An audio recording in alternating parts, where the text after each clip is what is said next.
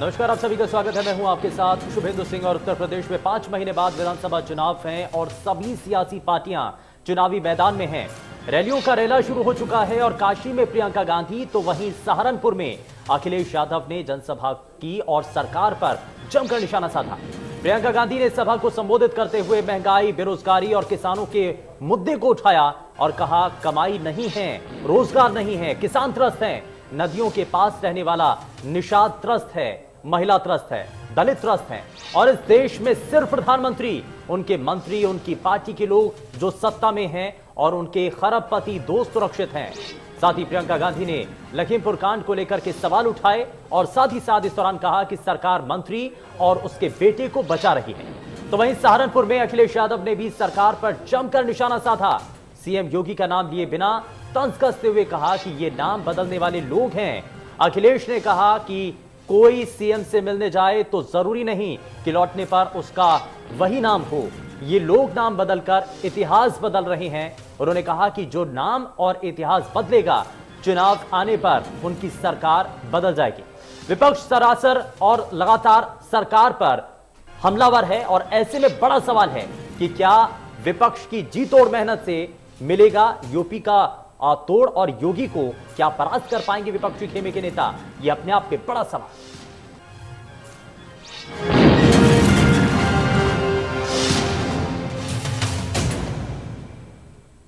जनसभा को संबोधित करते हुए प्रियंका गांधी और अखिलेश यादव ने क्या कहा है, जरा वो भी आपको सुनाते हैं। जब जब मैं बात करती हूं लोगों से, जब मैं लोगों से बात करती हूं, एक बात उभरती है कि हाँ, कुछ हो नहीं रहा है, कमाई नहीं है, रोजगार नहीं है, किसान त्रस्त है, नदियों के पास रहने वाला निषाद त्रस्त है, दलित त्रस्त है, महिला त्रस्त है, सब त्रस्त है। लेकिन दीदी, एक बात है कि मीडिया में बहुत आता है कि हम सुरक्षित हैं। तो मैं पूछना चाहती हूं कि क्या आपको सच्चाई दिख नहीं रही है? इस देश में सिर्फ दो तरह के लोग सुरक्षित हैं आज। एक जो भाजपा का सत्ताधारी नेता है वो, और दूसरा जो उसका खरबपति मित्र है। इसलिए आज हम आपसे, जब चौधरी यशपाल जी याद कर रहे हैं, हम सब मिलकर के याद कर रहे हैं, तो हमें सोचना चाहिए कि आने वाले समय में हमारे प्रदेश का भविष्य कैसा हो। भविष्य कैसा हो? जो धुआं उड़ा करके सरकार चला रहा हो, उसके हाथ में रहेगी सरकार। सोचो कभी जो धुआं उड़ा करके सरकार चला रहे हो, धुआं उड़ा करके सरकार चलाते हो। बताओ प्रदेश में क्या किया आपने नाम बदलने के अलावा? क्या कर रहे हो? कौन सा विकास किया है? इसलिए हम आपसे यही निवेदन कर रहे हैं कि ये चुनाव देश का और आपके भविष्य का चुनाव है। ये कुचलने का काम करेंगे, नई चीज लेके आएंगे। पता नहीं कौन सी नई चीज कर दें। कुछ भी कर सकते हैं भारतीय जनता पार्टी के लोग, इसलिए सावधान रहना। यूपी के चुनाव के लिए कुछ भी कर सकते हैं ये लोग, इसलिए सावधान रहना और समाजवादियों की मदद करना। हम लोग अलायंस भी बनाएंगे और अपने लोगों का सम्मान भी बचाने का काम करेंगे। इसलिए जहां से शुरुआत की है तो समाजवादी पार्टी को जिताने का काम करना, ये हम आपसे निवेदन। तो यह अपने दोनों ही नेताओं के बयानों को सुना और लगातार बयानों के तीर सरकार के ऊपर चलाए जा रहे हैं। सरकार को पूरी तरीके से सवालों के घेरे में खड़ा किया जा रहा है। सवाल ये कि मौजूदा वक्त में जो सरकार के लोग हैं, क्या उनकी मंशा है और अभी तक किसानों को लेकर के जो परेशानियां हैं उनका हल क्यों नहीं हो पाया? ये अपने आप पे बड़ा सवाल खड़ा होता है और इन्हीं सवालों के साथ इस कार्यक्रम को हम आगे बढ़ाएंगे। लेकिन उससे पहले आपको जरा ये लगातार तस्वीरें भी दिखा रहे हैं। विपक्ष के द्वारा जो जीतोड़ मेहनत की जा रही है, जो रैली की जा रही है, अलग अलग सम्मेलन किए जा रहे हैं, क्या इसका असर आने वाले विधानसभा चुनाव में नजर आ सकता है? क्या इससे किसी तरीके से भारतीय जनता पार्टी को नुकसान हो सकता है? और हाल ही में जो तस्वीरें भी आप देख रहे हैं, चाहे समाजवादी पार्टी हो, चाहे कांग्रेस हो, चाहे तमाम दूसरे राजनीतिक दल हो, बीएसपी हो, इन सभी राजनीतिक दलों से कुछ नेता भारतीय जनता पार्टी के अंदर शामिल होते हैं। ये तस्वीरें भी आप देख रहे हैं। तो ये जो पार्टी ज्वाइन करने का सिलसिला है, एक दल छोड़ करके दूसरे दल जाने की जो शुरुआत हो चली है, क्या इसको अब शुरुआत मान लें?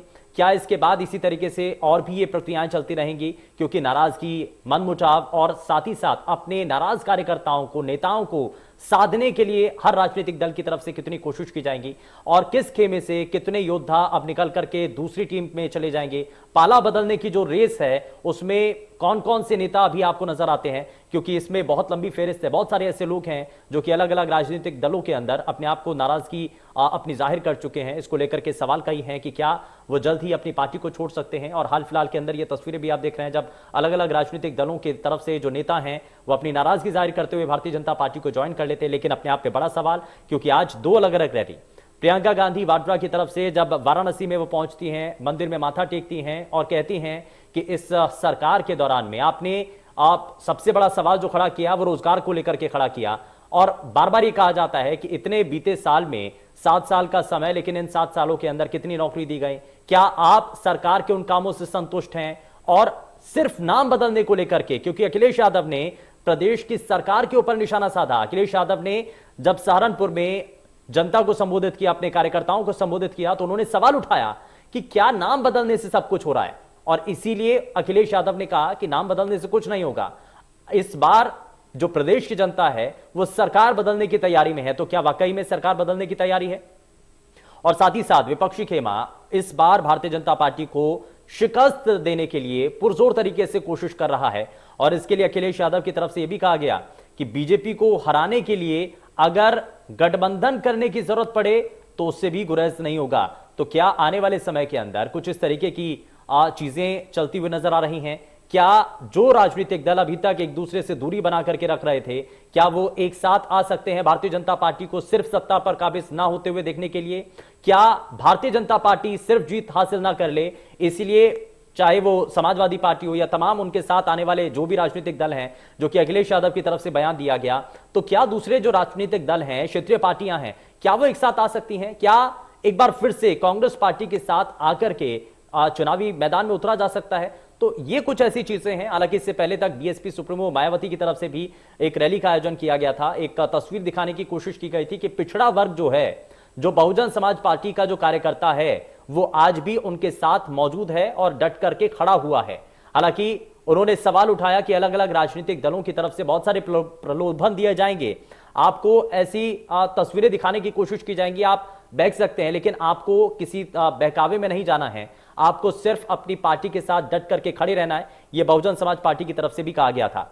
लेकिन अब सियासी समीकरण अगर देखें और इस पर अगर नजर डालें तो बहुत सारे समीकरण नजर आते हैं इसमें, क्योंकि अलग अलग राजनीतिक खेमों की तरफ से हर एक दल को तरफ से कोशिश की जा रही है कि जो सभी वर्ग हैं उनको साधा जा सके, चाहे वो ब्राह्मण समाज हो, चाहे वो दलित वर्ग हो, पिछड़ा वर्ग हो, इन सभी को साथ लेकर के चलना ही एकमात्र उद्देश्य है। और इसमें कितना समाजवादी पार्टी सक्सेसफुल हो पा रही है, कितना उनके अभी तक जो रैली हुई हैं, जितने वो कार्यक्रम कर रही हैं, कितना वो कारगर साबित हो पा रहे हैं, कितना अभी तक कार्यकर्ताओं को वो अपने साथ जोड़ पाए हैं, और क्या ये जो रैलियों के अंदर भीड़ नजर आती है, जो तस्वीरें देखने को मिलती हैं, क्या ये वोट के अंदर तब्दील हो पाएंगी? क्योंकि बसपा सुप्रीमो मायावती की तरफ से भी एक बड़ा आयोजन किया गया जिसमें बहुत हद तक लोगों की भीड़, बड़ा हुजूम देखने को मिला। लेकिन क्या असल मायने में जो लोगों की भीड़ है, क्या वो वोट के अंदर बदल पाएगी?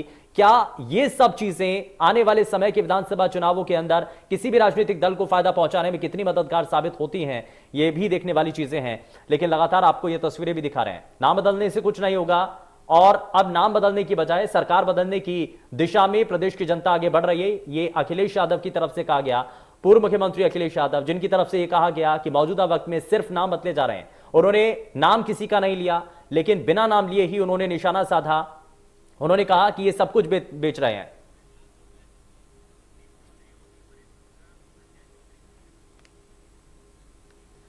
चलिए जरा बिना समय गवाए आगे बढ़ते हैं। इस बीच हमारे साथ खास मेहमान कार्यक्रम में जुड़ चुके हैं। हमारे साथ भारतीय जनता पार्टी से प्रवक्ता संजय चौधरी कार्यक्रम में जुड़ चुके हैं, सरकार का पक्ष रखेंगे। संजय चौधरी, बहुत स्वागत है सर आपका कार्यक्रम में। और वरिष्ठ पत्रकार संदीप चौधरी हमारे साथ कार्यक्रम में जुड़ चुके हैं। संदीप जी, बहुत स्वागत है आपका कार्यक्रम में। लेकिन शुरुआत संजय चौधरी आपसे ही, विपक्षी खेमे की तरफ से कई आरोप लगाए जा रहे हैं, कई सवाल खड़े किए जा रहे हैं। विधानसभा चुनाव से पहले जो तैयारियां हैं प्रदेश के अलग अलग राजनीतिक दलों की, उसमें आरोप यह भी है कि सिर्फ नाम बदलने की सियासत चल रही है। लेकिन इस बार जनता मूड बनाए बैठी है कि सत्ता परिवर्तन होगा, नाम नहीं बदलना है बल्कि अब सरकार बदलनी है, ये जनता का मानना है। और ये इसको लेकर के बड़ा जो बयान है वो अखिलेश यादव की तरफ से दिया गया है। क्या आपको नजर आता है? भारतीय जनता पार्टी निश्चित रूप से सांस्कृतिक भारत की विरासत पर विश्वास करती है और उसी के आधार पर भारतीय जनता पार्टी ने अभी अपने अतिथि गृहों का नाम एक ऐसा रखा कि जिस पर भारत की सांस्कृतिक विरासत के दर्शन होते हैं। मुझे लगता है कि भारत की जो परंपरा है सांस्कृतिकता की, भारत की विशेषता की, भारत की व्यापकता की, अखिलेश यादव जी उस गौरव से स्वयं को नहीं जोड़ पा रहे हैं, इसीलिए वो इन बातों की तरफ इशारा कर रहे हैं। उनके पास और कोई मुद्दे नहीं है। आगे बढ़ता उत्तर प्रदेश उनको ठीक नहीं लग रहा है, शायद इसीलिए वो इन चीजों की बात कर रहे हैं। लेकिन भारतीय जनता पार्टी की जो परंपरा है, भारतीय जनता पार्टी जिन मूल्यों पर विश्वास करती है, उसी के आधार पर भारतीय जनता पार्टी भारत के सांस्कृतिक गौरव को पुनर्स्थापित करने के लिए भाजपा ने उन अतिथि गृहों का नाम बदला है और ये भारत की जो परंपरा है उसी को जागरण करने का एक परिणाम है। लेकिन भारतीय जनता पार्टी ने निश्चित रूप से इस प्रदेश के लिए भय, भूख और भ्रष्टाचार के खिलाफ बड़े कदम उठाए हैं। आज उत्तर प्रदेश में माफियाओं का भय नहीं है। 100 साल की सबसे बड़ी महामारी के बाद भी भूख से कोई व्यक्ति तड़प नहीं रहा है। योजनाओं में भ्रष्टाचार को समाप्त किया है। योजनाएं व्यक्ति के पास उसके अकाउंट में पैसा पहुंच रहा है और बिजली, सड़क और पानी के आधार पर बहुत बड़ा काम किया। आज उत्तर प्रदेश का कोई भी गांव, कोई भी मजरा ऐसा नहीं है जहां बिजली नहीं पहुंच गई है। सड़कों का व्यापक जाल बिछाया है और हर घर तक पेयजल नल के माध्यम से पहुंचाने की एक विशद योजना को कार्य रूप में परिणत किया जा रहा है। मुझे लगता है कि विकास के रास्ते पर चलते हुए उस उत्तर प्रदेश में उन्हें कोई ऐसा मुद्दा नहीं मिला, इसीलिए बिना मुद्दे के लिए केवल एक छोटे से कदम की भी आलोचना कर रहे हैं। संजय चौधरी जी, और हम देखते हैं कि कल भारतीय जिन चीजों को आप उपलब्धि के तौर पर बता रहे हैं ना, उन्हीं उपलब्धियों को लेकर के विपक्षी खेमा सवाल उठा रहा है। विपक्षी खेमे का ये आरोप है कि नौकरियां कितनी मिली हैं बीते 7 सालों का अगर जिक्र करें केंद्र के अंदर और प्रदेश के अंदर बीते 4.5 साल का अगर जिक्र करें तो कितनी नौकरियां मिली हैं। लोग जो हैं कोरोना संक्रमण के बाद बहुत हद तक प्रभावित हुए हैं, बहुत सारे लोग जिनकी नौकरी चली गई है और बहुत सारे ऐसे लोग जो कि प्रवासी मजदूर थे वापस अगर आए हैं तो उनके रोजगार के लिए क्या किया गया। देखिए, प्रवासी मजदूरों के लिए मुझे लगता है कि आपका ध्यान सुप्रीम कोर्ट की उस रिपोर्ट की तरफ जरूर जाना चाहिए कि जब उत्तर प्रदेश के जो लोग लौटे हैं उनके बारे में सुप्रीम कोर्ट ने उत्तर प्रदेश की नीति को सबसे अच्छा बनाया और मैं समझता हूं कि सुप्रीम कोर्ट की नजीर के बाद कोई नजीर नहीं बचती जो इस विषय पर और ठीक से बात कर पाए। सुप्रीम कोर्ट ने स्वयं इस बात को स्वीकारा है कि उत्तर प्रदेश में भारतीय जनता पार्टी की सरकार ने उस विषय पर सबसे अच्छा काम किया है। कोरोना की स्थिति देख लीजिए, सबसे बड़े राज्य होने के बावजूद भी उत्तर प्रदेश में कोरोना आज कंट्रोल में है, जबकि महाराष्ट्र और केरल जैसे राज्य वहां दूसरी वेव भी अभी वापस नहीं हुई है। और नौकरियों के बारे में अखिलेश जी ना ही बोले तो ठीक है, उनके समय में नौकरियों की बोली लगा करती थी। आज भारतीय जनता पार्टी की सरकार में नौकरियां पारदर्शिता के आधार पर, और उन्होंने तो केवल 2.5 लाख नौकरियां दी थी। भारतीय जनता पार्टी लगभग 5 लाख नौकरी दे चुकी है। रोजगार के अवसर भी भारतीय जनता पार्टी ने विपरीत समय में बढ़ाए हैं। मुझे नहीं लगता कि विपक्ष के बाद आज कोई ऐसा मुद्दा है। वो केवल भारतीय जनता पार्टी के खिलाफ नंबर 2 की लड़ाई के लिए आपस में लड़ रहे हैं। हम जानते हैं कि चलिए, यानी कि आप कह रहे हैं कि नंबर 1 इस वक्त भी भारतीय जनता पार्टी है। लेकिन मैं जरा इस बार रिएक्शन ले लेता हूं। कांग्रेस पार्टी से प्रवक्ता अभिमन्यु त्यागी भी हमारे साथ कार्यक्रम में जुड़ चुके हैं। सर, बहुत स्वागत है आपका कार्यक्रम में। लेकिन जब प्रियंका गांधी वाड्रा जब वाराणसी में पहुंचती हैं, बहुत सारे सवाल सरकार के ऊपर खड़े करती हैं। वो ये कहती हैं कि प्रदेश के अंदर कानून व्यवस्था को लेकर के बार बार सवाल उठाया उन्होंने कहा कि रोजगार का एक बड़ा संकट है। हालांकि भारतीय जनता पार्टी के जो प्रवक्ता हैं संजय चौधरी, वो ये आश्वस्त कर रहे हैं और ये कह रहे हैं कि हमने जो कहा था वो करके दिखाया है। वो ये कह रहे हैं कि हमने नौकरियां दी हैं और अगर बीती सरकार से तुलना करें तो उससे ज्यादा हमने नौकरियां दी हैं। क्या वाकई में आपको नजर आता है?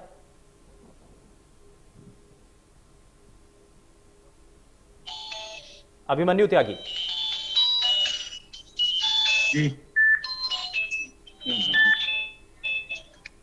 चलिए ठीक है, लग रहा है शायद तकनीकी रूप से कुछ खामी है। मैं जरा संदीप जी की तरफ रुख कर लेता हूं। संदीप जी, ये बार बार दावा किया जाता है और चुनावी घोषणा पत्रों के अंदर ये इस बात को शामिल भी किया जाता है कि हम अगर सत्ता में आएंगे तो हम ये करेंगे। तो दरअसल क्या होता है कि जो चुनावी घोषणा पत्र होता है इसके अंदर बहुत हद तक सरकार का या किसी भी पार्टी का पूरा रोड मैप होता है।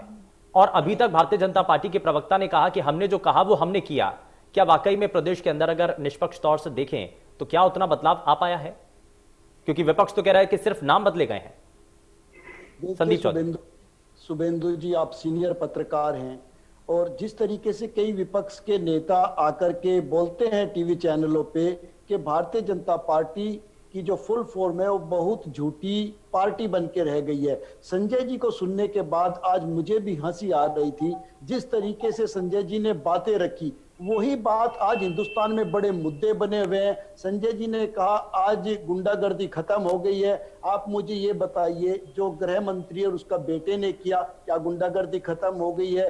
कुलदीप सेंगर ने जो किया, क्या गुंडागर्दी खत्म हो गई है? चिन्मयानंद ने जो किया, क्या गुंडागर्दी खत्म हो गई है? बात रोजगार की कर लीजिए। आप इससे पहले हरियाणा न्यूज में काम करते थे, हरियाणा न्यूज बंद हो चुका है, सूर्या न्यूज बंद हो चुका है। मैं मीडिया की बात इसलिए कर रहा हूँ क्योंकि आप भी मीडिया से सर छोड़ दीजिए ना, पुरानी चीजों को चैनल बंद हो चुके हैं। हाँ। नहीं, मैं आपको यह बताना चाहता हूं कि चीजें तो खत्म हो रही है, इंडस्ट्री डूब रही है, चाहे मीडिया इंडस्ट्री हो, चाहे ऑटोमोबाइल इंडस्ट्री हो, टेलीकॉम हो, जॉब जा रही है और ये कह रहे हैं कि जॉब देंगे, जबकि जॉब देने का बात की गई थी सरकार को, इसीलिए वोट दिया गया था। किसान की आय आज पहले से आधी भी नहीं रही है, लेकिन वोट लिया गया था किसान की आय दोगुना करने के नाम पर। और जिस तरीके से मीडिया जगत के कई बड़े चेहरे आज अपने घर बैठे हुए हैं, तो आप समझिए इन चीजों को कि जो सच बोलता है उसका तो गला घोंट दिया जाता है। तो आज की तारीख में जो विकास की बात है, और शुभेंदु जी आज की मैं आंखों देखी और कानों सुनी आपको बताना चाहता हूं। हाँ। मैं एक प्रोग्राम में कहीं बैठा हुआ था, गांव में मैं था, सहारनपुर के किसी गांव में, तो वहां पर एक साथी के पास फोन आ गया, वो बीजेपी के थे। तो बीजेपी के ऑफिस से उनके पास फोन आया था कि गांव की स्थिति कैसी है, आपके पास जिम्मेदारी, आप गांव में जाकर लोगों से मिलिए। उन्होंने ये कहा कि जो आपने मुझे जिम्मेदारी दी हुई है भाई, उस जिम्मेदारी को आप ले लो, मैं गांव में कहीं जा नहीं सकता। आपके जो कारनामे हैं वो टीवी पे या फोनों पे चल सकते हैं, आप इस पे अपना एडवर्टाइज कर लीजिए। अगर गांव में जाऊंगा गांव वाले जूते मुझे भी मारेंगे। हाँ। तो ये स्थिति आज ये बीजेपी कार्यकर्ता की हो चुकी है। तो अच्छा ये फोनों पे, टीवी पे, सोशल मीडिया पे प्रचार करते रहे, वहीं तक किनका विकास है। बाकी विकास विकास कहने से विकास नहीं होता है। हाँ, ठीक है, मैं इस पर जवाब लूंगा संजय चौधरी जी से, लेकिन अभिमन्यु त्यागी, मुझे सुन पा रहे हैं आप? जी। और मेरा सवाल ये है कि प्रियंका गांधी वाड्रा जब वाराणसी में पहुंची तो उन्होंने सरकार के ऊपर कई आरोप लगाए, लेकिन आप ये जरा ये भी बताइए ना कि इससे पहले तक प्रदेश के उत्थान के लिए कोई आप नजीर तो पेश कीजिए। आप बताइए कि हमारी जब सरकार थी या जिस राज्यों के अंदर हमारी सरकार है, हमने किसानों के लिए किया, हमने रोजगार इतने ज्यादा बढ़ा दिए। क्योंकि आज ये सवाल बार बार उठाया जाता है क्योंकि प्रदेश के अंदर, यूपी के अंदर विधानसभा चुनाव होने हैं और इसलिए बार बार रोजगार का मुद्दा उठता है। बाकी राज्यों के अंदर स्थिति क्या है वो भी तो बताइए ना, अभिमन्यु त्यागी। जी जी जी, ऐसा है कि कांग्रेस पार्टी जब देश आजाद हुआ, जब सत्ता में आई, तो देश नंगे पांव था, एक ओल पिन की फैक्ट्री नहीं थी। देश को स्वास्थ्य में, शिक्षा में, गांव में अस्पताल तक पहुंचाने का काम, प्राइमरी स्कूल ले जाने का काम ये कांग्रेस पार्टी ने करा। उसके बाद नवरत्न कंपनियां, रेल, गेल, सेल, भेल, जिन्हें मोदी जी बेचने में लग रहे हैं, उन सब का निर्माण कराया। स्पेशल इकोनॉमिक जोन बनाए, जैसे Noida industrial area, Sahibabad industrial area, और करोड़ों लोगों को रोजगार दिया। इंदिरा गांधी जी ने नारा दिया था, गरीबी हटाओ। 16 करोड़ लोगों को गरीबी रेखा के ऊपर ले गई। आज देखिए भारतीय जनता पार्टी की सरकार है, 2017 में जो बीपीएल कार्ड थे गरीबी रेखा के नीचे, वो 23 करोड़ लोगों के थे। और मोदी जी आज के समय में 2021 में खुले मन से भाषण देते हैं कि मैं 82 करोड़ लोगों को मुफ्त राशन देता हूं। 3 गुना इन्होंने जो मिडिल क्लास था वो गरीबी रेखा की तरफ लोग ले गए हैं। ये इनकी नीति है। कांग्रेस पार्टी के दौरान जब इनकी सत्ता थी, हमारी सत्ता थी, तो आईटी सेक्टर में बूम आया, हमारी सब्जियां बाहर जाने लगी, दाल, दलहन, मछली, हर चीज का एक्सपोर्ट होता था। आप देखिए आज के समय में हमारा एक्सपोर्ट घट गया है। प्राइवेट सेक्टर में जो इंडस्ट्री है, जो बूम होना है, वो घट गया है। रिटेल का मार्केट है वो घट गया है, सारा मार्केट घट गया है। और 2 साल से तो पहले नोटबंदी लेकर आए, फिर जीएसटी जिस गलत तरह से लागू करी उसमें धंधा घटा, और कभी ये ताली बजा दो, थाली बजा दो, और कभी 15 दिन के लिए लॉकडाउन कर दो, कभी सैटरडे संडे लॉकडाउन कर दो, कभी 3 दिन कर दो। गलत जो नीति इन्होंने लागू करी, उससे इस समय जो मध्य वर्ग है, तो लॉकडाउन क्या गलत किया? चौपट हो गया। लॉकडाउन लगाना ये आप गलत मानते हैं क्या? गलत तरह से लागू किया। कोई नीति नहीं रही इनकी, स्पेसिफाइड कोई नीति नहीं रही। आज भी इनकी कोई नीति नहीं है। कोरोना के केस फिर से बढ़ने वाले हैं। अब इस समय डेंगू चल रहा है, बताइए कहाँ छिड़काव हो रहा है? डेंगू का कहीं छिड़काव नहीं हो रहा है। अस्पताल पूरे फुल हैं, लेकिन सरकार क्या है, टेस्ट तक नहीं कराती है कहीं पर। ठीक है, आप इनसे जवाब ले सवाल लेते हैं। आप संजय भारतीय चौधरी जनता जी पार्टी जरा के जवाब लोगों से दीजिए। भी पूछिए, डेंगू से अपराध लेकर बढ़ रहा के है। कोरोना उसमें संक्रमण और उसके अपराध प्रबंधन को लेकर के लगातार बढ़ता जा रहा है। भी अभिमन्यु त्यागी बार बार सवाल उठा रहे हैं। उनका ये कहना है कि देखिए, रोजगार अभिमन्यु- नहीं, अभिमन्यु व्यवस्थाएं जी आपने पूरी तरीके से खराब कर दी। हाँ। हाँ, जरा जवाब लेते हैं संजय चौधरी जी। अभिमन्यु जी कह रहे थे कि हम डेंगू का छिड़काव नहीं करा रहे। भाई डेंगू का छिड़काव नहीं होता है, तो अपनी जानकारी दुरुस्त कर ले कि डेंगू का कोई छिड़काव नहीं होता है। डेंगू को रोकने के लिए जो कीटनाशक डाले जाते हैं उनका छिड़काव होता है। तो इन्होंने कहा कि रेलवे इन्होंने आप अगर बनाई बात थी। पकड़ रहे हैं तो क्या बात रेलवे- करते हो रेलवे आप आपने- में क्या करते रेलवे- हैं? आप क्या बात पकड़ के लेकर आ गए? क्या रेलवे की बात कर रहे हैं? रेलवे का 2.5 लाख देता था, आज अंबानी अडानी को दे रहे हैं। आप डेंगू के लिए बताइए क्या हो रहा है डेंगू की? चलो आपको डेंगू की दवाई का छिड़काव बता दीजिए, कहाँ हो रहा है? बातों को पकड़ के कहाँ 15 लाख दिए आप लोगों ने? अरे जुमले बात करते हो, जुमले बात करते हो। हम लोग लगातार सुन रहे हैं, आप लोग कहना क्या है? आप जवाब बंद करके की बात करते हैं। आप सुन नहीं रहे हो। चलिए ठीक है त्यागी जी जरा सुनिए तो सही। तानाशाह कौन है? ठीक जो है किसानों का गला दबाने का काम कर रहे हैं। ठीक है, अभिमन्यु त्यागी त्यागी जी जरा सुनिए तो सही, जरा उनको अपना जवाब तो देने दीजिए। हाँ अश्विनी जी, त्यागी जी, तानाशाह कौन होता है? तानाशाह वही तो होता है जो लोकतंत्र को खत्म करता है। इस हिंदुस्तान के अंदर लोकतंत्र को किसने खत्म किया, नाम पता है उसका? उसका नाम था नरेंद्र मोदी, इंदिरा गांधी। नरेंद्र मोदी जी ने देश में इमरजेंसी लगा दी, लोकतंत्र को खत्म कराने का काम किया है। घोषित इमरजेंसी इस देश में लागू है। दूसरी इमरजेंसी उत्तर प्रदेश में है, जहां विपक्ष के नेताओं को मिलने नहीं दिया जाता। जो पीड़ित परिवार था लखीमपुर खीरी में, नहीं, अभिमन्यु त्यागी जी इस तरीके से नहीं, त्यागी जी इस तरीके से नहीं। आपको मैंने मौका दिया, आपने अपनी बात रखी, किसी और ने आप ठीक है, जब आपने अपनी बात रखी तो किसी और ने नहीं टोका ना आपको, तो अब आप जरा दूसरों को भी बोलने दीजिए। ठीक है, संजय चौधरी जी बात पूरी कीजिए। हाँ अरे तानाशाही यही होती है कि दूसरे के सच को नहीं सुनना। दरअसल सच बहुत कड़वा होता है और जो कानों में जाता है तो आग के गोले की तरह काम करता है। इस देश के अंदर लोकतंत्र पर हम विश्वास करते हैं। लोकतंत्र को किसने खत्म किया था मेरे भाई? हमने खत्म किया था क्या? इमरजेंसी कौन लेकर आया था? इमरजेंसी तो आपकी महारानी लेकर आई थी। देश में लोकतंत्र तो आपने खत्म किया था। आपने सब कुछ बढ़ा दिया। किसानों की अगर ये दशा थी तो किसानों की इस दशा को वहां तक किसने पहुंचाया? आपने देखा है किसानों की 10 महीने से किसान आंदोलन कर रहे हैं। चलिए ठीक है, मैं थोड़ा सा आगे बढ़ता हूं। हमारे साथ समाजवादी पार्टी से पूर्व मंत्री मदन चौहान भी हमारे साथ फोन लाइन के जरिए जुड़ चुके हैं। मदन जी बहुत स्वागत है आपका कार्यक्रम में। लेकिन सवाल ये कि अखिलेश यादव जब मंच पर पहुंचते हैं वहां से वो कहते हैं कि नाम बदलने वालों की सरकार अब बदलने जा रही है, जनता ने अपना मन बदल लिया है। क्या ऐसा ही है? ना वो तो है ही है। हम खुद देखते हैं, हम अपने नामों को भी देखते हैं भाई। हाँ। हमने जो विकास कराए थे, जो उन पे नेम प्लेट और बोर्ड लगे थे, उन सबको बदलने का काम हो रहा बजाय काम करते हैं। तो ये कोई नीति बढ़िया नहीं है। आदमी विकास करे, अपना नाम बताए, अपना नाम लिखे, अच्छा लगता है। तो बहुत सारी घटनाएं हैं उस तरह की कि जो नाम किसी भी रास्ते का, योजना का नाम बदलना, भाई अपनी योजना शुरू करो, नाम बदलो अपना, किसी भी काम को करने के बाद अपना नाम लिखे तो अच्छा लगता है। नाम बदलने से थोड़ा ही सरकारें चलेंगी या आगे, जनता तो सब जानती है। संजय चौधरी जी और अभिमन्यु जी प्लीज जरा सुनिए ना, सुनिए मदन चौहान, ठीक है जरा सुनिए जरा सर। जनता सब कुछ जानने लगी है कि नाम बदलने से खालिश काम नहीं चलेगा। हाँ।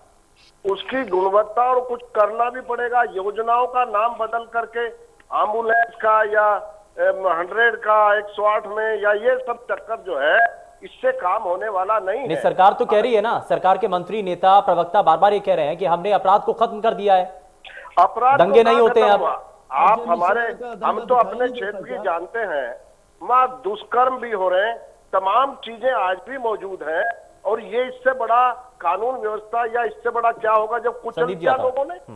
इससे बड़ा कोई उदाहरण हो सकता है क्या? तो ये तानाशाही का जो खेल है, दहशतगर्दी फैला करके हम शासन नहीं चला सकते। शासन चलाना है तो लोगों को कॉन्फिडेंस में लेना पड़ेगा। उनकी जो मांगे हैं, उनकी जो बातें हैं, गन्ने का अगर पेमेंट नहीं होगा तो किसान कैसे करेगा?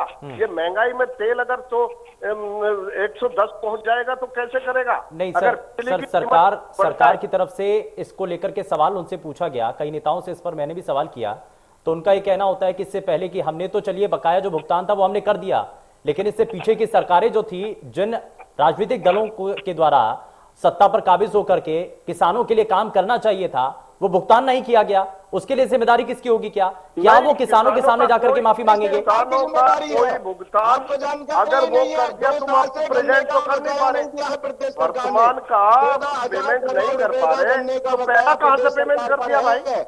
बिजली की कीमतें आज इतनी बढ़ गई, आप कैसे किसानों की आय दुगनी कर देंगे बताइए? आप आज मीटर लगा करके और अनाप शनाप बता रहे हैं, उधर कर्मचारी अपना बिलों के नाम पे अनाप शनाप पैसा कमा रहा है, तो कोई रोकने वाला है? रोकने वाला है कोई? ठीक है, मैं जरा संजय चौधरी, ठीक है सर, ठीक है संजय चौधरी, जरा जल्दी से रिएक्शन। किलो आलू जा रहा है, संजय चौधरी 20 रुपए किलो मिल रहा ठीक है, संजय चौधरी स्टॉकिस्टों को क्यों बढ़ा रहे हैं? चलिए, अब मैं वापस लौटूंगा संजय चौधरी, मैं इस पर आपसे जवाब लूंगा, लेकिन यहाँ एक छोटे से ब्रेक का वक्त हो चुका है और ब्रेक पर जरा जा रहे हैं, वापस लौटेंगे तो इन्हीं सवालों के साथ चर्चा को आगे बढ़ाएंगे। सवाल ये कि अगर पिछले समय सरकार जब सत्ता पर काबिज थी किसी भी राजनीतिक दल की, तो उस वक्त आखिर गन्ना किसानों का बकाया भुगतान क्यों नहीं दिया गया? सवाल बढ़ा है, छोटा सा ब्रेक, जल्द लौटे।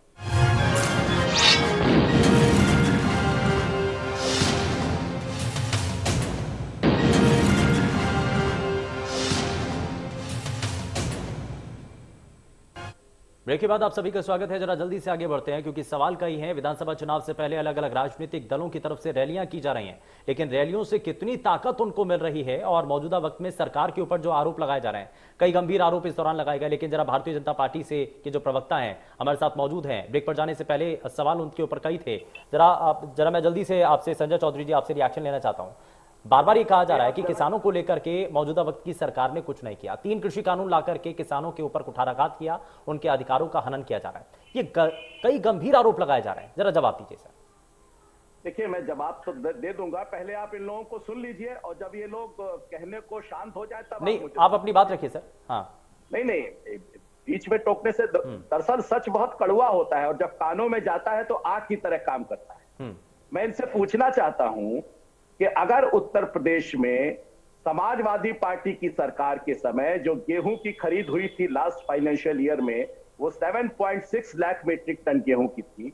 भारतीय जनता पार्टी ने पिछले वर्ष 56 लाख मीट्रिक टन अगर गेहूं की खरीद की है, तो वो गेहूं का उत्पादन बढ़ा है, उनकी खरीद बढ़ी है और लोगों के पास, किसानों के पास अकाउंट में पैसा गया है। ये सच है, ये नंगी आंखों से देखा जाने वाला सच है, इसे आप नकार नहीं सकते। उत्तर प्रदेश में अगर हर गांव में, हर मजरे में बिजली पहुंच गई है तो ये आंखों देखा सच है, ये कोई झूठ नहीं है। उत्तर प्रदेश में अगर सड़कों का जाल बन रहा है तो ये सच है।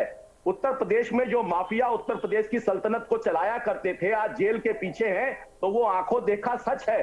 अगर उत्तर प्रदेश में कोरोना की स्थिति में पूरे भारतवर्ष में सबसे बड़ी जनसंख्या का राज्य होने के बावजूद कोरोना में एवरेज से कम अगर मृत्यु होती है तो वो उत्तर प्रदेश है। झूठे आंकड़े आपके। उत्तर प्रदेश से आधी जनसंख्या महाराष्ट्र में रहती है, वहां कोरोना क्यों नहीं कंट्रोल हुआ? उत्तर प्रदेश से 1/10 से भी ज्यादा कम जनसंख्या केरल में है, वहां कंट्रोल क्यों नहीं हुआ? वहां तो आपके युवराज आते हैं, महाराष्ट्र में तो कांग्रेस की सरकार है, अगर वहां आप नियंत्रित नहीं कर पाते, यहां आप हमको प्रवचन सुनाते हैं। आपका मॉडल फेल है, आपने जो स्थितियां पैदा की है वो फेल है और आज देश में किसानों की जो स्थिति है उसके फेल्योर के पीछे केवल और केवल कांग्रेस की नीतियां हैं। आप बताइए, उत्तर प्रदेश में अगर सिंचाई की क्षमता बढ़ रही है, 45 साल पुरानी बाण सागर परियोजना को भारतीय जनता पार्टी पूरा करती है, किसानों के लिए सिंचाई की व्यवस्था को और बेहतर बनाती है, किसानों के लिए उनके रहने के लिए प्रधानमंत्री आवास बनाती है, उनके लिए शौचालयों की व्यवस्था होती है, वहां तक पहुंचने के लिए सड़कों का जाल बनता है। अगर यह है तो अगर आप आंख मूचेंगे तो जो चुनाव के बाद रिजल्ट आएगा तो आप यही कहेंगे कि ईवीएम हैक हो गई। दरअसल बात यह है कि उत्तर प्रदेश में पिछले विधानसभा चुनाव में समाजवादी पार्टी नंबर 2 थी, लोकसभा के चुनाव में बसपा नंबर 2 थी। ये नंबर 2 की लड़ाई है जो उत्तर प्रदेश में हो रही है। ये मुद्दों की लड़ाई नहीं है, ये भारतीय जनता पार्टी के खिलाफ कौन लड़ेगा इसकी लड़ाई ठीक है, मैं इसीलिए जरा रिएक्शन ले मुद्दों लेता पर हूँ। बात नहीं होती है। अभिमन्यु त्यागी, इसीलिए दूसरे अभिमन्यु विषयों त्यागी, पर ठीक है, बात जरा होती है। ठीक है, चर्चा में शामिल होइए सर। हाँ, तो अब आप हमें डिस्टर्ब मत करना। ऐसा है कि महाराष्ट्र में कोरोना की सबसे ज्यादा टेस्टिंग हो रही है, उत्तर प्रदेश में बंद है। अगर कहीं उत्तर प्रदेश में इसी तरह से टेस्टिंग हो रही हो तो आप 10 जिलों के यहाँ पे नाम बता दीजिए, पहली बात। दूसरी बात, आपने थोड़ी देर पहले बात की थी जो पिछली सरकारों के दौरान गन्ने का पेमेंट की बात थी। गन्ना जो है 5 करोड़ किसान गन्ने के उत्तर प्रदेश में है। गन्ने की राजनीति इतनी हावी है कि वो सरकार गिरा देती है और सरकार बना देती है। जब पिछली सरकार को, जो समाजवादी पार्टी की सरकार थी, क्योंकि मैं खुद किसान परिवार से हूं, जब उन किसानों ने, गन्ना किसानों ने वो सरकार बदलती तो आप लोग भी एक उदाहरण ले लेते कि आपकी सरकार भी चली जाएगी इस उसमें। 2 साल से गन्ने का बकाया नहीं हुआ है। जो आपके गन्ना मंत्री है वो पहले कहते थे, जब 2017 से पहले जब विपक्ष में थे, कि 450 रुपए क्विंटल गन्ने का दाम होना चाहिए, और साथ में चुनावी मैनिफेस्टो में भाजपा ने 375 रुपए क्विंटल का गन्ने का दाम का वादा किया था। आज आप बताइए गन्ने के दाम पे कितने रुपए बढ़े हैं? अब 25 रुपए बढ़े हैं और पहले 10 रुपए बढ़े थे 2017 में आते ही। टोटल 35 रुपए क्विंटल बढ़े हैं। आज गन्ने का दाम है 340 रुपए क्विंटल। आप कहते थे 450 रुपए क्विंटल, मैनिफेस्टो में था 375 रुपए क्विंटल। आज देखिए जो $125 बैरल का जो तेल था कांग्रेस जमाने में, 60-70 रुपए से ऊपर नहीं गया। आज पेट्रोल 100 रुपए से ऊपर पहुंच चुका है और डीजल 90 रुपए पर है। जो पेट्रोल 40 रुपए का है उस पे 60 रुपए कमीशन लिया जा रहा है। 23 लाख करोड़, मैं पूरी कर लूं श्रीमान जी बात, बस मैं पूरी कर लूं बाजी। हाँ जी, ठीक है। 23 लाख करोड़ रुपए का वो कमीशन सरकार को उसका मिला, लेकिन किसानों को क्या दंड मिला है उसका? ठीक है। जो डीएपी के खाद के, डीएपी के कट्टे का जो दाम 1200 का था वो आज 1500 का हो गया। एनपीके का जो दाम 1150 का था वो 1750 का हो गया। ठीक है, यानी कि कहने का मतलब ये है कि महंगाई बढ़ती चली जा रही है और आमदनी उतनी हो नहीं रही है, और इसीलिए आम आदमी परेशान है। मैं जरा इस पर जवाब लूंगा, लेकिन जरा संदीप चौधरी जी, मेरा सवाल ये कि आने वाले विधानसभा चुनाव से पहले, ठीक है त्यागी जी, ठीक है सर, आपने अपनी बात पूरी की है, ठीक है। संदीप चौधरी जी, आने वाले विधानसभा चुनाव से पहले, क्योंकि अब ये किसानों को केंद्र में रखा जा रहा है और इसीलिए अब सियासत की लड़ाई जो है वो किसानों पर आ चुकी है। हर कोई अपने आप को किसान हितैषी बता रहा है, लेकिन असल मायने में किसान हितैषी है कौन? क्योंकि जब सत्ता पर कोई भी राजनीतिक दल काबिज होता है तो किसानों को भूल जाता है। उनके पास भी तो अधिकार होते हैं, क्यों नहीं जब उनकी सरकार बनती है किसानों के लिए कोई बड़ा कदम उठाते हैं।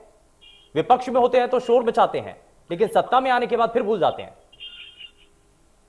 देखिए शुभेंदु जी, किसान या जो भी परेशान वर्ग है देश का, चाहे वो बेरोजगार हो, चाहे युवा हो, मजदूर हो, कोई भी हो, वो नाराजगी में केवल एक काम कर सकता है, जब उससे वादे करके जो सरकार बनती है उन वादों को पूरा नहीं करती है तो वो उसको हटाने का काम करता है। और इसी तरीके से जिस तरीके से बीजेपी के प्रवक्ता यहाँ पर बैठ करके बोल रहे हैं, टोटल झूठ बोल रहे हैं। और जिस तरीके से इन्होंने इंदिरा गांधी के बारे में कुछ कह दिया, मैं कोई कांग्रेस का प्रवक्ता नहीं हूं, लेकिन हमारे देश की महिलाएं, बल्कि महिलाएं नहीं पुरुष भी, इंदिरा गांधी को, जिसने हिंदुस्तान को रिप्रेजेंट किया है, पूरी दुनिया उसको एक बड़ी नेता मानती थी। दुनिया में दुर्गा का रूप कहते थे। और शुभेंदु जी एक चीज आपको बताना चाहता हूं, ये 1984 में 6 अप्रैल को ये पार्टी बनी बीजेपी में। इससे पूछना चाहता हूं संजय चौधरी जी से, इनके पिताजी और ये इंदिरा जी का ही झंडा लेकर के घूमते थे, आज बीजेपी में शामिल हो गए हैं तो इनको इंदिरा अच्छी नहीं लग रही है।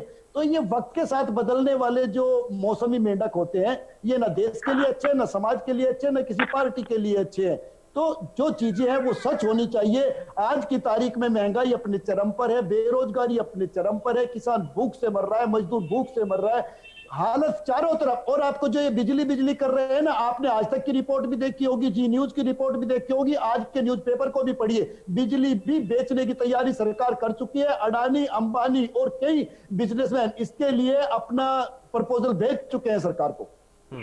ठीक है, संजय चौधरी जी जवाब दीजिए। दरअसल संदीप चौधरी जी सच से मुंह चुरा रहे हैं।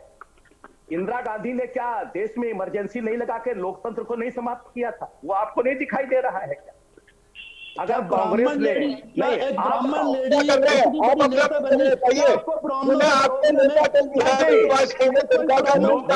त्यागी जी जरा सुनिए तो सही। अरे सुनिए, क्या कोई ब्राह्मण लेडी देश का नेतृत्व नहीं कर सरकार में सकती? 600 से ज्यादा ब्राह्मण समाज की लड़की देश का नेतृत्व नहीं कर सकती? अभिमन्यु त्यागी जी, अभिमन्यु त्यागी जी, आपको मैंने मौका दिया ना, आपको मैंने मौका दिया, आप जरा सुनिए तो सही। दूसरे जो प्रवक्ता बैठे हैं जरा उनको भी तो सुनिए। हाँ मंजूर है, ठीक है। प्रेस की आजादी पर प्रतिबंध लग गया था। संजय जी, संजय जी, क्या ब्राह्मण समाज की लड़की देश का नेतृत्व नहीं कर सकती? मैं आपसे जानना चाहता हूँ, क्या ब्राह्मण समाज की लड़की देश का नेतृत्व नहीं कर सकती? क्या विरोधी है क्या? पूरा ब्राह्मणों को देखकर यहाँ अन्याय हो रहा है उत्तर प्रदेश में। 600 से ज्यादा ब्राह्मण की हत्या हो गई है। विधानसभा से, लोकसभा से एक क्वेश्चन नहीं उठा है। क्या ब्राह्मण होगा तो उसकी गाड़ी पलट की हत्या कर दी जाएगी पुलिस के द्वारा। और अगर इमरजेंसी को जाति समाज का नेता होगा तो वो खुलेआम को। चलिए ठीक है सर, ठीक है, ठीक है, इस सरकार में ब्राह्मण ठीक है। अभिमन्यु त्यागी, अभिमन्यु त्यागी, अभिमन्यु त्यागी, ठीक है, ठीक है, यह ठीक है। कांग्रेस लोकतंत्र की विरोधी थी, लोकतंत्र की विरोधी है, लोकतंत्र की विरोधी रहेगी। तभी कांग्रेस की। चलिए, लेकिन आप ये दावा कर रहे हैं संजय चौधरी जी, ठीक है, आप ये दावा कर रहे हैं कि बिजली, सड़क, पानी, इन सभी चीजों के अंदर सुधार हुआ है, इन सभी चीजों के अंदर सुधार हुआ है, तो पिछली सरकारों ने फिर क्या किया? एक मिनट जरा अभिमन्यु त्यागी, एक मिनट जरा सुनिए।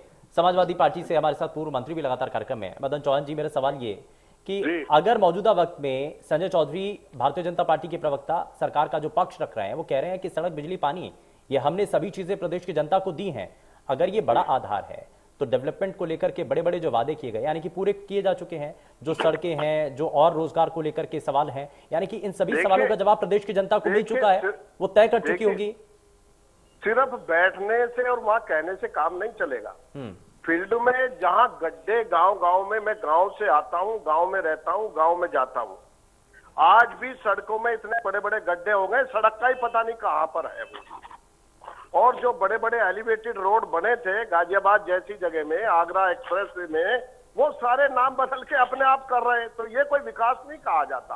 और अगर कहीं बड़ी रोडों का कहीं विकास हुआ तो टोल देखिए कितने लग गए, नगर पालिका के अंतर्गत भी टोल लगे हैं। तो आखिर ये आदमी जो डीजल महंगा हो गया, तेल महंगा हो गया, बिजली महंगाई हो गई, रोजगार रहा नहीं, तो ये टोल कहां से देगा? आप बताएं। जहां तक गन्ने के भुगतान की, क्यों नहीं गन्ने का आज बता दें, क्या गन्ने का भुगतान हो गया? किसने पैसे बढ़ाए 5 साल में? बता दें, किसान की आय दुगनी होगी या घटेगी? खाद कितना महंगा हो गया? बिजली के मीटर लगा दिए, बिजली के अनाप शनाप बिल भेज दिए, रेट महंगा कर दिया, तो ये आखिर किसान कहां जाएगा?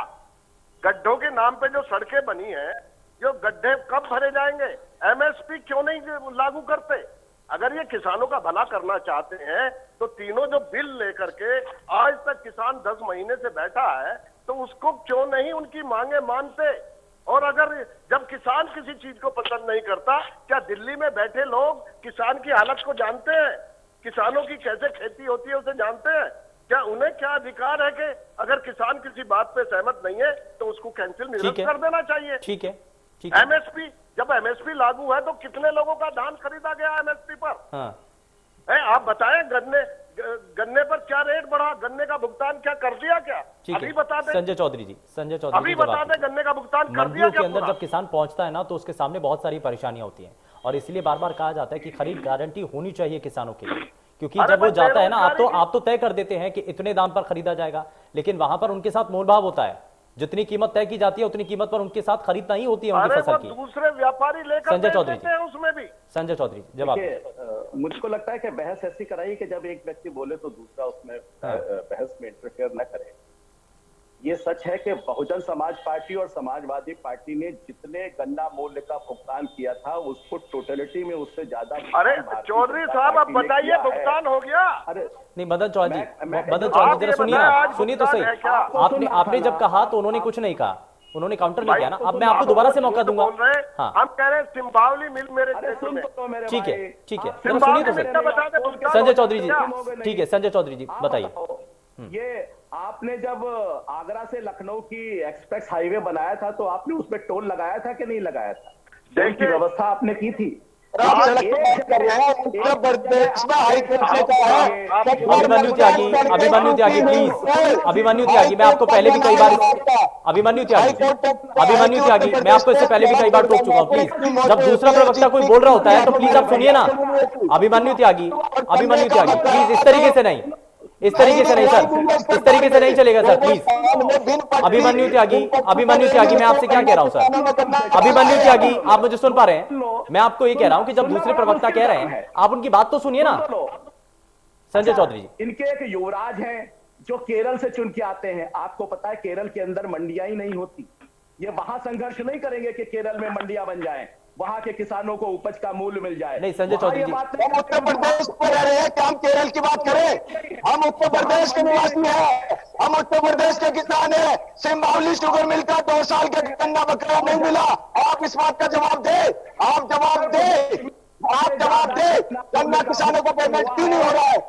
आप जवाब दे कि गन्ना किसानों सर को बोलने तो पेमेंट दें क्यों आप। नहीं हो रहा है? अभिमन्यु त्यागी जी, आप सुनिए, आप सुनिए तो सही ना। अब आपने सवाल कर लिया, जवाब चाहते हैं ना आप जवाब सुनना चाहते हैं ना, तो बोलने तो दीजिए पहले उन्हें, आप बोलने तो दीजिए अभिमन्यु त्यागी। ठीक है, ये घेरा हुआ गन्ने का बकाया क्यों नहीं मिल रहा है? 1975 का रेट तो गेहूं का है, किसान मजबूर है 1400 से 1500 रुपए क्विंटल बेचते थे। चलिए ठीक है सर, समय इस तरीके से क्यों नहीं मिल रहा है? हाँ। बताइए महाराष्ट्र के अंदर गन्ने का मूल्य उत्तर प्रदेश से कम क्यों है? वहां तो आपकी सरकार है, वहां आप क्यों नहीं? हम उत्तर प्रदेश की बात कर रहे हैं, आप महाराष्ट्र में घेरिए ना, आप महाराष्ट्र में घेरिए। अगर किसान विरोधी कोई नीति है तो आप उन सरकारों को घेरिए। हम उत्तर प्रदेश की बात कर रहे हैं। चलिए मेरे पास समय थोड़ा सा कम है। संजय चौधरी जी, अभिमन्यु त्यागी, अभिमन्यु त्यागी एक मिनट जरा सुनिए। संजय चौधरी, आपने अपने मैनिफेस्टो के अंदर इस बात का जिक्र किया कि आप किसानों की आमदनी को दोगुना करेंगे। संजय चौधरी, अभिमन्यु त्यागी एक मिनट जरा सुनिए ना, सुनिए सुनिए सुनिए। संजय चौधरी, किसानों की आमदनी दोगुनी कैसे होगी जरा ये आप बताइए। बहुत कम समय रह गया है, 2022 तक किसानों की आय दोगुनी हो जाएगी, कैसे होगी सर? ये झूठी बात करते हैं। राजस्थान में 10 रुपए ज्यादा महंगा पेट्रोल है और चलिए ठीक है, माफी के साथ रुक रहा हूं। बहुत शुक्रिया सभी खास मेहमानों का कार्यक्रम में शामिल होने के लिए। लेकिन रैलियों का रैला है और इस दौरान हर राजनीतिक दल की तरफ से अपनी तैयारी है, लेकिन विधानसभा चुनाव में जीत किसको मिलती है ये देखना होगा। पेशकश में फिलहाल के लिए बस उतना ही। नमस्कार।